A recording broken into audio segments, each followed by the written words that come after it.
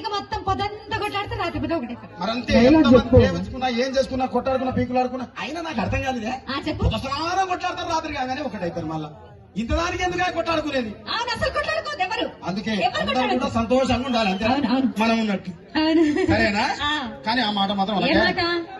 మాట మాటకు మాటి మాటి మాట మాటకు